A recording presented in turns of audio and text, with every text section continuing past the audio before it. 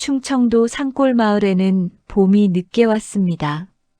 눈 녹은 자리마다 진흙이 질척였고 아카시아 꽃향기가 골목을 채울 무렵이면 비로소 사람들은 두터운 속옷을 벗었지요. 김은주는 그 마을에서 태어났습니다. 광부의 딸이었습니다. 아버지는 새벽마다 캄캄한 갱도로 내려갔고 저녁이면 석탄가루를 뒤집어 쓴 채 돌아왔습니다. 얼굴은 검었지만 눈빛만은 여전히 맑았던 사람이었습니다. 은주는 조용한 아이였습니다. 학교에서 돌아오면 방 한구석에 쪼그리고 앉아 책을 읽었습니다. 낡은 국어 교과서를 몇 번이고 되풀이해서 읽었습니다. 글자 하나하나를 손가락으로 짚어가며 소리내어 읽는 모습을 어머니는 못마땅한 눈으로 지켜보곤 했지요. 또 책이야? 밥은 먹었니? 어머니의 목소리는 언제나 날카로웠습니다. 은주는 고개를 끄덕였습니다. 대답 대신 책장을 한 장 더 넘겼습니다. 어머니는 한숨을 쉬었습니다. 깊고 무거운 한숨이었습니다. 그 집은 가난했습니다. 아버지의 품삯으로는 네 식구가 살아가기에 빠듯했습니다. 쌀독은 늘 바닥을 드러냈고 겨울이면 방 한쪽 모서리에서 찬바람이 들어왔습니다. 은주는 오빠와 함께 이불 한 장을 덮고 잤습니다. 오빠는 몸이 약했습니다. 밤마다 기침을 했습니다. 어머니는 자주 말했습니다. 여자는 공부보다 시집이 복이야. 은주가 중학교에 진학하고 싶다고 말했을 때도 고등학교 진학원서를 쓰고 싶다고 말했을 때도 어머니는 같은 말을 반복했습니다. 책은 배부른 사람들이나 읽는 거라고 했습니다.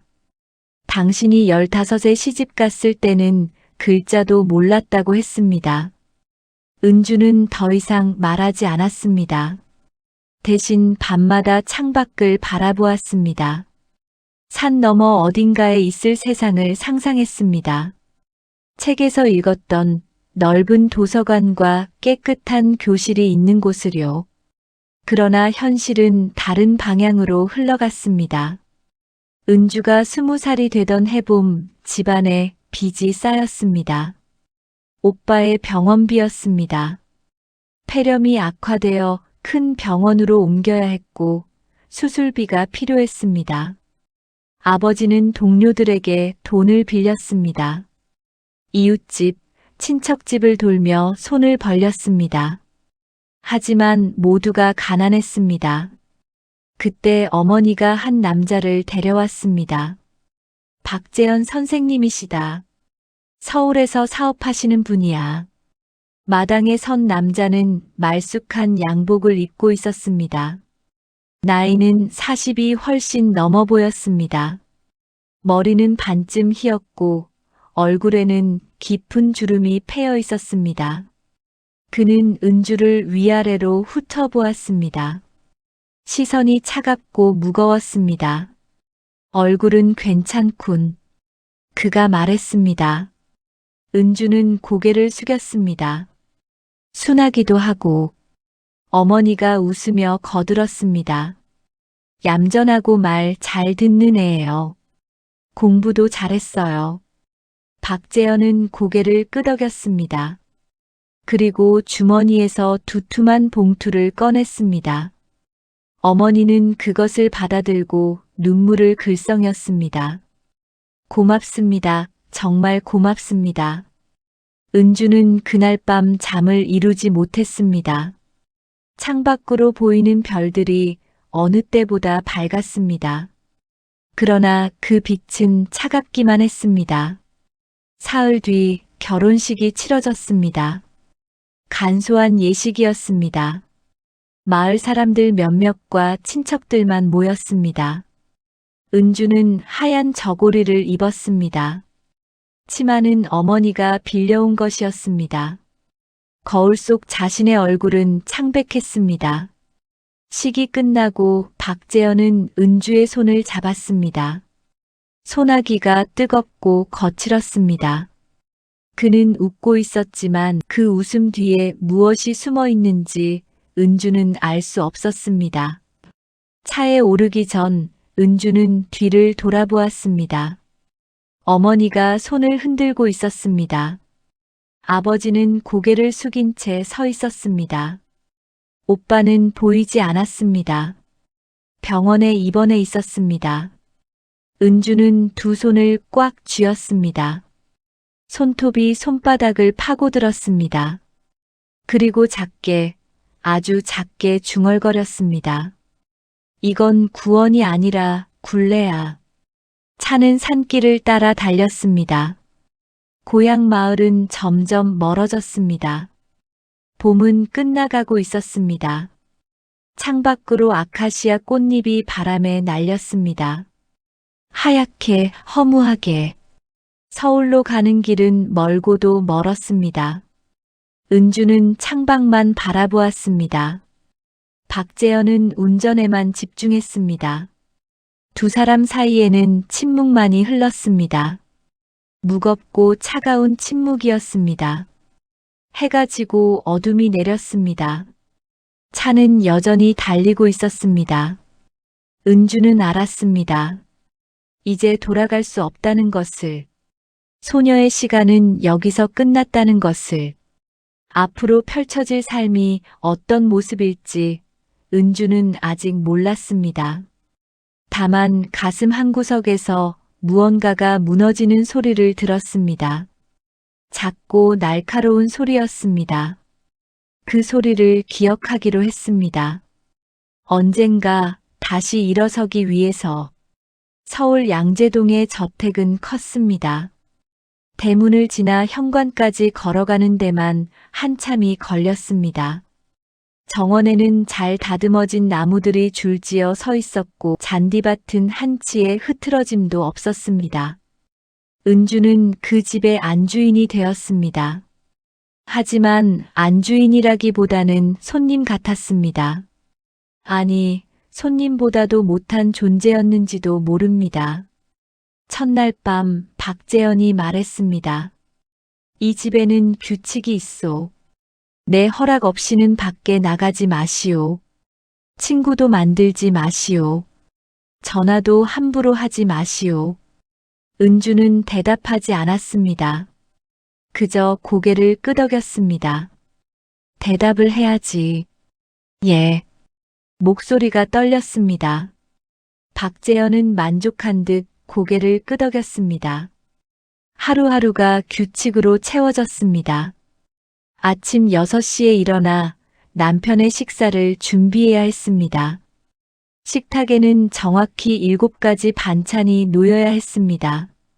밥은 뜸을 들여 따뜻하게, 국은 끓 때 짜지 않게, 김치는 너무 시지 않게, 모든 것이 정확해야 했습니다.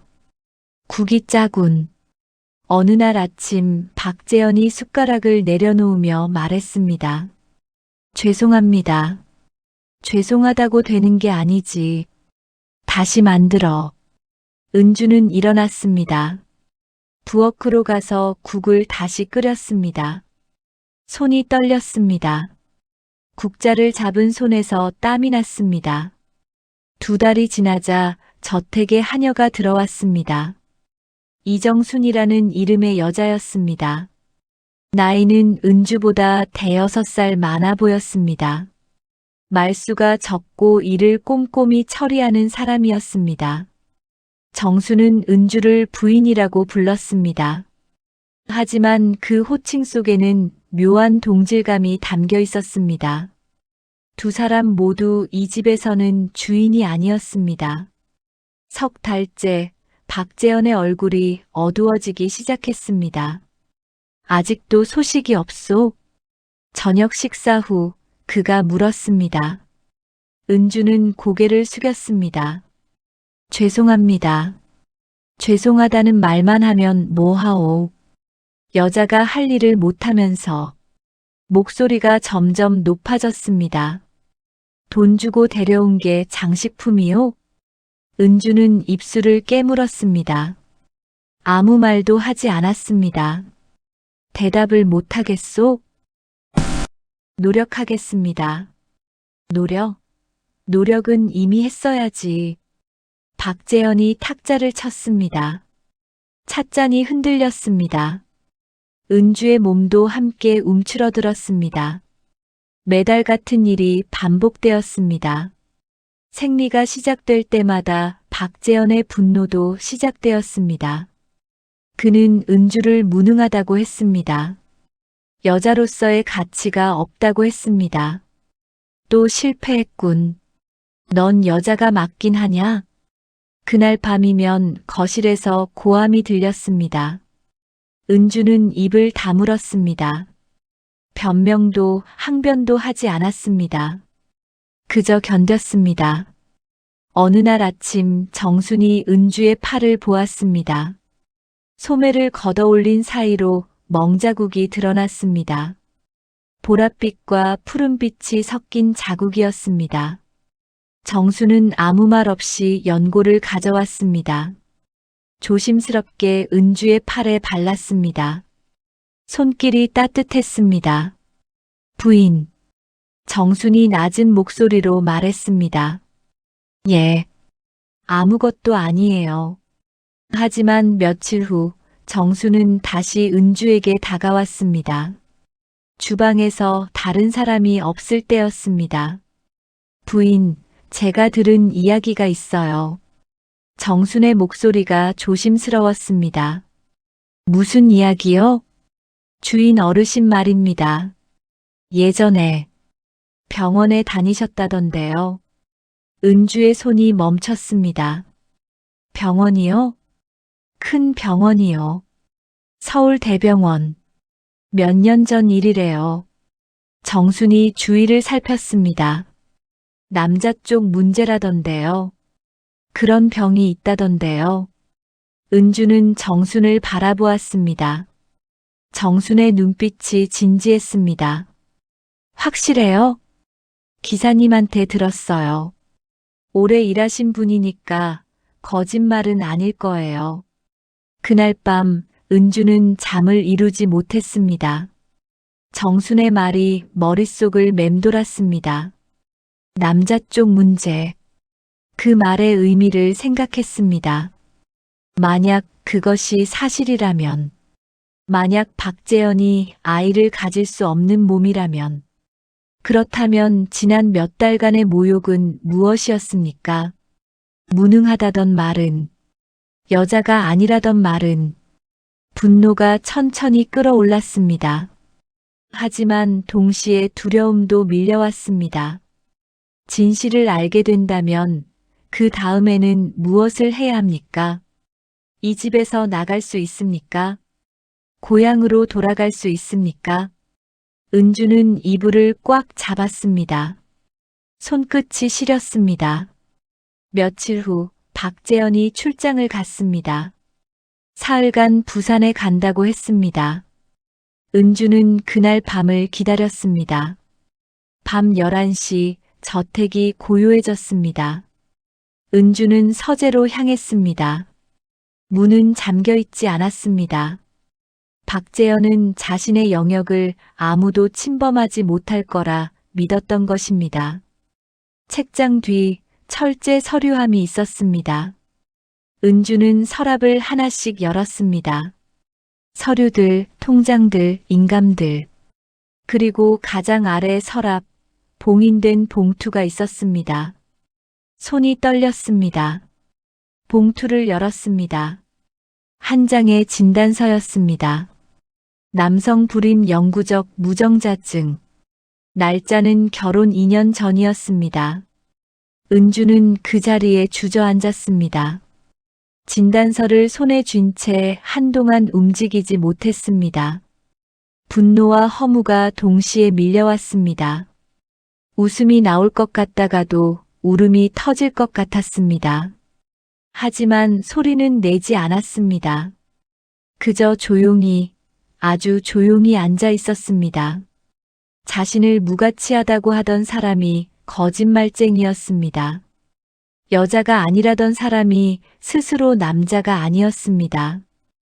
은주는 진단서를 다시 봉투에 넣었습니다. 정확히 원래 있던 자리에 돌려놓았습니다.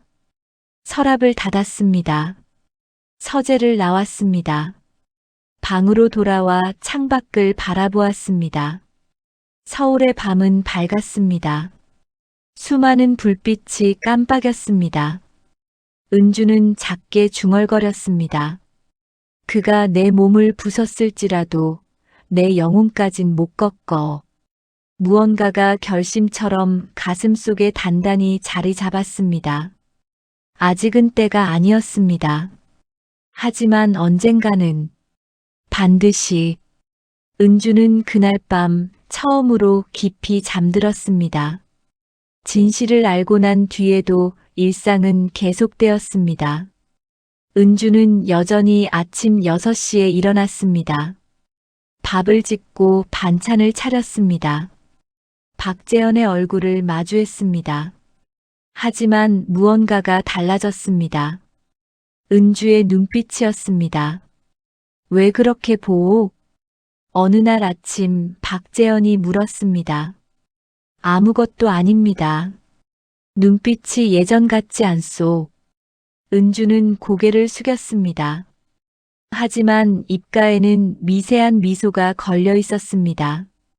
박재현은 그것을 보지 못했습니다. 석 달이 지났습니다. 박재현의 의심이 깊어졌습니다. 은주가 무언가를 숨기고 있다고 생각했습니다. 그는 더 자주 화를 냈습니다. 더 자주 은주를 감시했습니다. 오늘 누구를 만났소? 아무도 만나지 않았습니다. 거짓말 마시오. 정순이한테 들었소. 장을 보러 나갔을 뿐입니다. 내 허락도 없이? 목소리가 높아졌습니다. 은주는 침묵했습니다. 대답 못하겠소? 죄송합니다. 박재현이 식탁을 쳤습니다. 그릇이 떨어져 깨졌습니다. 은주는 몸을 움츠렸지만 눈은 내리깔지 않았습니다. 그것이 박재현을 더 분노하게 만들었습니다. 그날 밤 박재현은 서재에 오래 있었습니다. 은주는 부엌에서 설거지를 했습니다. 정순이 다가왔습니다. 부인, 괜찮으세요? 괜찮아요. 주인 어르신이 요즘 더 심하신 것 같아요. 은주는 고개를 끄덕였습니다. 정순 씨. 예, 부인. 혹시 변호사 아는 분 있으세요? 정순의 눈이 커졌습니다. 변호사요? 조용히 상담받을 수 있는. 정순은 잠시 망설이다가 고개를 끄덕였습니다. 제 사촌 오빠가 법무사예요. 소개해 드릴까요? 부탁드려요. 하지만 아무한테도 말하지 마세요. 물론이죠. 이틀 후 은주는 처음으로 저택을 몰래 빠져나갔습니다. 정순이 박재현을 붙들어 놓는 사이였습니다. 사무실에 급한 전화가 왔다고, 중요한 거래처라고 말해둔 것입니다. 법무사 사무실은 강남역 근처 낡은 건물 3층에 있었습니다. 은주는 계단을 올라갔습니다. 가슴이 두근거렸습니다. 앉으세요. 법무사는 젊은 사람이었습니다. 정순의 사촌이라고 했습니다. 무슨 일로 오셨어요? 은주는 조심스럽게 말을 꺼냈습니다. 강제로 결혼한 것, 남편의 폭력, 그리고 진단서. 법무사는 진지하게 들었습니다. 메모를 했습니다. 증거가 있으세요? 진단서를 봤어요. 서재에 있었어요. 원본을 가져오셨나요? 은주는 고개를 저었습니다. 그럼 어렵습니다. 증거 없이는 소송을 진행하기 힘들어요. 하지만 부인이 본 게 진짜 진단서인지도 확인이 안 되고요. 혹시 사진이라도 찍으셨나요? 아니요. 법무사는 한숨을 쉬었습니다. 다시 가서 증거를 확보하세요. 진단서 사본이든 사진이든 그게 없으면 아무것도 할 수 없어요. 은주는 사무실을 나왔습니다. 거리는 시끄러웠습니다. 사람들이 바쁘게 오갔습니다. 그 속에서 은주는 혼자였습니다. 저택으로 돌아가는 길, 비가 내리기 시작했습니다. 우산이 없었습니다. 은주는 그냥 걸었습니다. 옷이 젖었습니다. 머리카락에서 물이 떨어졌습니다. 대문 앞에 박재현의 차가 서 있었습니다. 은주의 발걸음이 멈췄습니다. 어딜 갔다 오는 거요? 현관에 박재현이 서 있었습니다. 얼굴이 굳어 있었습니다. 산책을 다녀왔습니다. 비 오는데 산책을? 우산도 없이? 은주는 대답하지 않았습니다. 정순이가 말했소. 급한 전화가 없었다고. 거짓말로 날 속인 거요? 죄송합니다. 죄송하다고 되는 게 아니지. 박재현이 은주의 팔을 잡았습니다. 힘이 세었습니다. 아팠습니다. 어딜 갔소? 누굴 만났소? 아무도 안 만났어요. 거짓말. 정말이에요. 박재현이 은주를 밀었습니다. 은주는 비틀거렸습니다. 벽에 부딪혔습니다. 이 집에서 나가고 싶소? 그럼 나가시오. 하지만 빈손으로 나가야 할 거요. 한 푼도 못 가져가요. 고향에도 못 돌아가요. 내가 당신 집안 빚을 다 갚아줬다는 거 잊었소? 은주는 바닥에 주저앉았습니다. 젖은 옷에서 물이 뚝뚝 떨어졌습니다. 당신은 내 거요. 내가 돈 주고 산 거라고. 박재현은 서재로 들어갔습니다. 문이 쾅 닫혔습니다. 은주는 한동안 그 자리에 앉아 있었습니다. 정순이 다가와 수건을 건넸습니다. 말없이 은주의 어깨를 감싸 안았습니다. 부인. 정순의 목소리가 떨렸습니다. 괜찮아요. 은주가 말했습니다. 괜찮지 않아요. 괜찮아야 해요. 은주는 일어났습니다. 방으로 돌아갔습니다. 젖은 옷을 벗었습니다. 거울을 보았습니다. 팔에 새로운 멍이 생겼습니다. 창밖을 바라보았습니다. 비는 여전히 내리고 있었습니다. 그날 밤 은주는 작은 공책을 꺼냈습니다. 오래전 고향에서 가져온 것이었습니다. 펜을 들었습니다. 첫 줄을 썼습니다. 나는 김은주입니다. 나는 사람입니다. 두 번째 줄을 썼습니다. 나는 물건이 아닙니다. 세 번째 줄을 썼습니다. 나는 반드시 여기서 나갈 것입니다. 손이 떨렸습니다. 하지만 글씨는 또렷했습니다. 그리고 마지막 줄을 썼습니다. 이제는 내가 말할 차례입니다. 은주는 공책을 베개 밑에 숨겼습니다. 불을 껐습니다. 어둠 속에서 천장을 바라보았습니다. 방법을 찾아야 했습니다. 증거를 확보해야 했습니다. 하지만 어떻게? 박재현은 더 조심스러워졌습니다. 서재 문을 잠갔습니다. 은주를 더 감시했습니다. 시간이 필요했습니다. 그리고 기회가. 은주는 눈을 감았습니다. 잠은 오지 않았습니다. 하지만 포기하지 않았습니다. 반드시 방법을 찾을 것입니다. 아무리 시간이 걸려도. 비는 밤새 내렸습니다. 새벽이 되어서야 그쳤습니다. 은주는 창문을 열었습니다. 빗물 냄새가 났습니다. 새로운 날이었습니다. 아직 끝나지 않은 싸움이었습니다. 은주는 손을 꽉 쥐었습니다. 손톱이 손바닥을 파고들었습니다. 아팠습니다. 하지만 그 아픔이 그녀를 깨어있게 했습니다. 조금만 더, 작게 중얼거렸습니다. 조금만 더 버티면 돼. 기회는 2달 뒤에 찾아왔습니다. 박재현이 사업 확장을 준비했습니다. 새로운 공장 설립이었습니다. 정재계 인사들을 초대한 대규모 파티를 연다고 했습니다. 집안을 화려하게 꾸미라고 지시했습니다. 완벽해야 해. 모든 게 완벽해야 한다고. 박재현의 목소리는 긴장되어 있었습니다. 이번 파티가 그에게 얼마나 중요한지 은주는 알 수 있었습니다. 일주일 동안 저택은 분주했습니다. 꽃집 사람들이 드나들었습니다. 요리사들이 주방을 점령했습니다. 청소부들이 구석구석을 닦았습니다. 은주는 그 틈을 이용했습니다.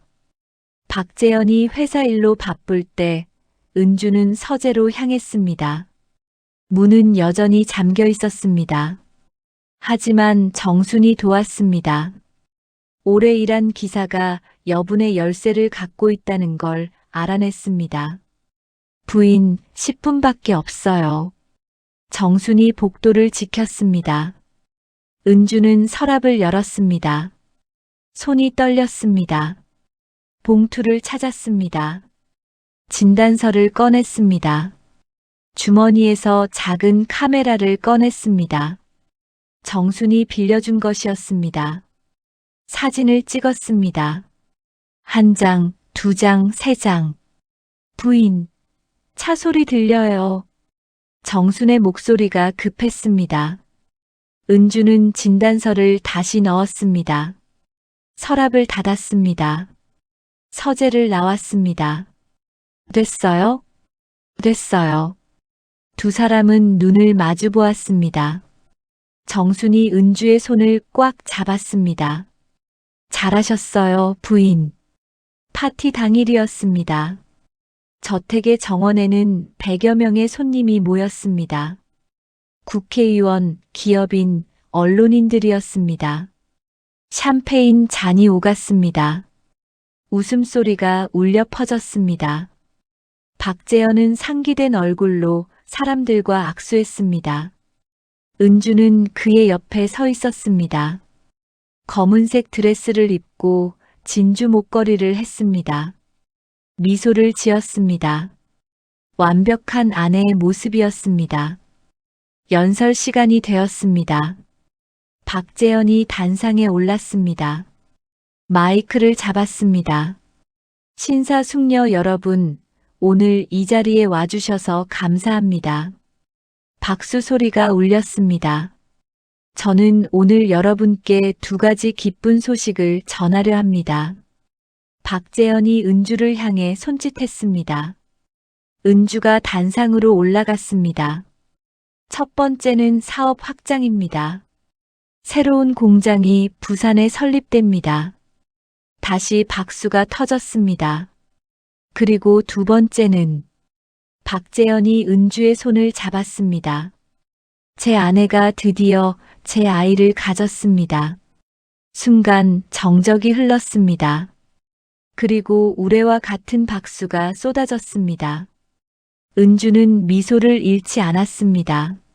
하지만 심장은 빠르게 뛰었습니다. 지금이었습니다. 여러분, 은주가 마이크를 잡았습니다. 박재현의 얼굴이 굳었습니다. 잠깐, 당신 제 남편의 말씀을 정정하고 싶습니다. 은주의 목소리는 차분했습니다. 그 아이는 남편의 아이가 아닙니다. 웅성거림이 일었습니다. 박재현의 얼굴이 새하얗게 질렸습니다. 당신 지금 뭐 하는 거요? 사실을 말하는 겁니다. 은주가 손가방을 열었습니다. 사진을 꺼냈습니다. 박재현 씨는 결혼 2년 전부터 불임 판정을 받았습니다. 영구적 무정자증입니다. 사진을 들어 올렸습니다. 진단서가 확대되어 보였습니다. 거짓말이야. 박재현이 소리쳤습니다. 이건 서울대병원에서 발급한 공식 진단서입니다. 날짜를 보십시오. 카메라 플래시가 번쩍였습니다. 기자들이 사진을 찍기 시작했습니다. 저는 지난 2년간 아이를 갖지 못한다는 이유로 폭력을 당했습니다. 무능하다는 말을 들었습니다. 여자가 아니라는 말을 들었습니다. 은주의 목소리가 떨렸습니다. 하지만 멈추지 않았습니다. 하지만 진실은 달랐습니다. 문제는 저에게 있지 않았습니다. 박재현이 단상으로 뛰어올랐습니다. 은주의 팔을 잡으려 했습니다. 입 닥쳐. 그때 정순이 나섰습니다. 그리고 기사도 요리사도 다른 하인들도 박재현을 막아섰습니다. 부인 말씀 끝까지 들으세요. 정순이 말했습니다. 은주는 천천히 숨을 들이쉬었습니다. 저는 더 이상 거짓 속에서 살지 않겠습니다. 저는 물건이 아닙니다. 돈으로 살 수 있는 존재가 아닙니다. 마이크를 내려놓았습니다. 단상에서 내려왔습니다. 혼인 무효 소송을 제기하겠습니다. 박재현이 무너졌습니다. 무릎을 꿇었습니다. 안 돼. 이럴 수 없어. 경찰이 도착했습니다. 은주가 미리 신고해둔 것이었습니다. 폭력 혐의로 박재현을 연행했습니다. 손님들은 술렁였습니다. 카메라는 계속 플래시를 터뜨렸습니다. 은주는 정원을 걸어 나왔습니다. 대문을 지났습니다. 뒤돌아보지 않았습니다. 정순이 따라왔습니다. 부인, 어디로 가세요? 모르겠어요. 하지만 자유로운 곳이겠죠. 두 사람은 걸었습니다. 밤거리를 걸었습니다. 서울의 불빛이 반짝였습니다. 은주의 오빠가 차를 가지고 왔습니다. 며칠 전 연락을 받고 서울로 온 것이었습니다. 누나, 오빠가 은주를 껴안았습니다. 고생했어. 은주는 처음으로 울었습니다. 소리내어 울었습니다. 참았던 눈물이 터져 나왔습니다. 이제 괜찮아. 다 끝났어. 오빠의 목소리가 따뜻했습니다. 차는 서울을 빠져나갔습니다. 한강을 건넜습니다. 고속도로로 들어섰습니다. 은주는 창밖을 바라보았습니다. 어둠 속을 달렸습니다. 하지만 저 멀리 동쪽 하늘이 밝아오고 있었습니다.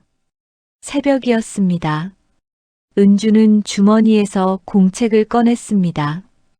베개 밑에 숨겨두었던 그것을 챙겨온 것이었습니다. 마지막 페이지를 펼쳤습니다. 펜을 들었습니다. 나는 이겼습니다. 짧게 썼습니다. 그리고 창밖을 다시 바라보았습니다. 해가 떠오르고 있었습니다. 새로운 날이 시작되고 있었습니다. 은주는 미소 지었습니다. 진짜 미소였습니다. 강요받지 않은 자유로운 미소였습니다. 이제부터가 시작이야. 작게 중얼거렸습니다. 차는 계속 달렸습니다. 앞으로 앞으로. 강릉에 도착한 것은 초여름이었습니다. 바다 냄새가 났습니다.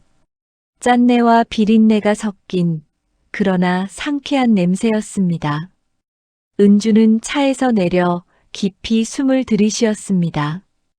여기서 시작할 거야. 오빠가 말했습니다. 흥. 은주는 고개를 끄덕였습니다. 소송은 석 달 만에 끝났습니다. 혼인 무효 판결이 났습니다. 박재현은 폭행죄로 벌금형을 받았습니다. 신문 일면에 그의 이름이 실렸습니다. 사업은 무너졌습니다. 은주는 위자료를 받았습니다.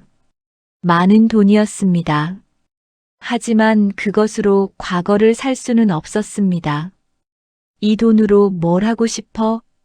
오빠가 물었습니다. 일을 하고 싶어요. 무슨 일? 은주는 잠시 생각했습니다.